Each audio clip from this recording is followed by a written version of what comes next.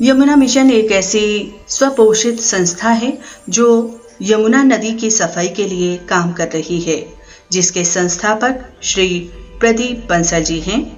इसकी शुरुआत फरवरी 2015 में हुई, जब यमुना नदी में गिरते नालों से बहते हुए प्रदूषण से सभी परेशान थे। तब स्थानीय निवासियों के अनुरोध करने पर यमुना जी की सफाई का कार्य यमुना मिशन के द्वारा आरंभ हुआ। जेसीबी मशीनों के द्वारा यमुना जी की तली से जमा हुई गंदगी को निकालने का प्रयास किया गया, क्योंकि तली से सफाई किए बिना यमुना जी के वर्षों से बंद पड़े स्रोतों को खोला ही नहीं जा सकता। जब यमुना जी के तली से कीचड़ निकाली गई, तब समस्या ये आई कि इसका निस्तारण कैसे करें, और फिर कीचड़ को गोबर और मिट्टी की खाद के साथ मिक्स करके यमुना जी के किनारों पर वृक्षारोपण किया गया। आरंभ में कंस किले के पीछे की जो जगह है, वहाँ यमुना जी के किनारे, और जब हमारे चैलेंजेस सक्सेस हुए, तब हमने अपने हर टास्क को बेहतर तरीके से कंप्लीट किया। जी हाँ, चैलेंज ये था कि यमुना जी में जो कूड़ा कचरा आ रहा था, उसमें पॉलीथीन भी शामिल थी, और ये संभव नहीं था कि इस कचरे में से पॉलीथीन को अलग अलग निकाला जाए। और इस कचरे के साथ में जब मिक्स करके गोबर की खाद को वृक्षारोपण किया गया, तब यहाँ भी हमें सफलता मिली और ये नन्हे पौधे बड़े वृक्ष का रूप लेने लगे। इसके बाद मथुरा के ऐसे स्थान जो कभी डंपिंग ग्राउंड थे, वहां पर यमुना मिशन ने अपने वृक्षारोपण अभियान से उन्हें ग्रीन बेल्ट में कन्वर्ट कर दिया, और अब ये गंदगी के ढेर मानो यमुना मिशन की मैजिक से ग्रीनरी में कन्वर्ट हो गए हैं। यमुना जी में बाढ़ के साथ प्रतिवर्ष जो मिट्टी आती थी, उस मिट्टी के कारण यमुना जी के जो पुराने घाट थे नीचे दबने लगे, और फिर यमुना मिशन ने इनका भी रिनोवेशन कराया, और फिर इन घाटों के सामने वृक्षारोपण भी किया गया। और अब आप देख सकते हैं कि ये घाट कितने सुंदर स्वरूप में आ चुके हैं। इन घाटों के ठीक सामने संत पथ बनाया गया है, जहां पर देश भर के प्रमुख संतों ने वृक्षारोपण किया है।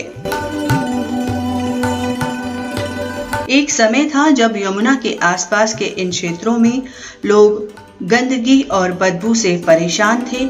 यहाँ से निकलते हुए अपनी नाक को बंद करना पड़ता था, लेकिन आज ये वही जगह है जहाँ लोग आकर घूमते हैं, टहलते हैं, व्यायाम करते हैं, प्राणायाम करते हैं।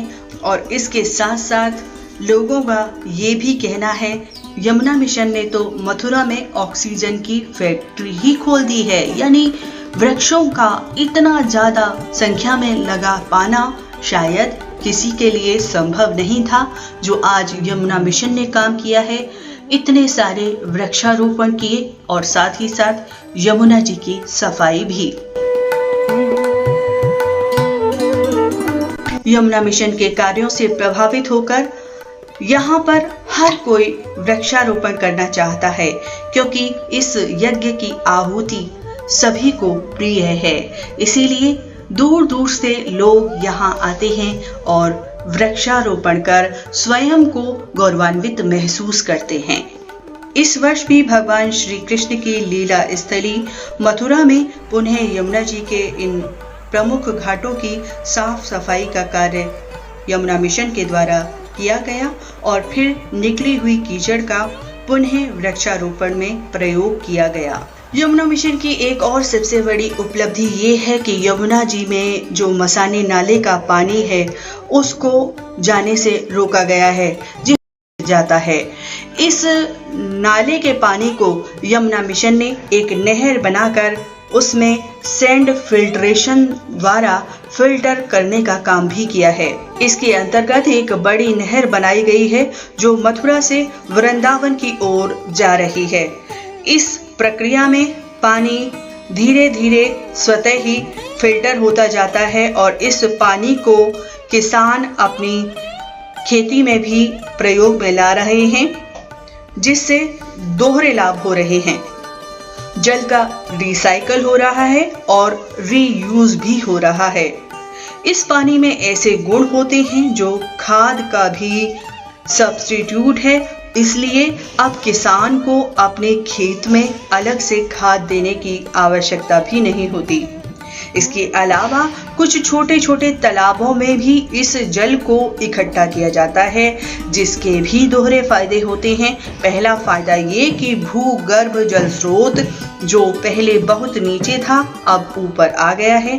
दूसरा फायदा ये है कि इस जल से जो वृक्ष हैं उनकी जड़ों में भी नमी बनी रहती है। इस प्रकार से यमुना मिशन का कार्य दिनों दिन बढ़ता ही जा रहा है, क्योंकि यमुना मिशन के फेसबुक पेज के अब करोड़ों प्रशंसक हो चुके हैं जो यमुना मिशन के कार्य को सराह रहे हैं।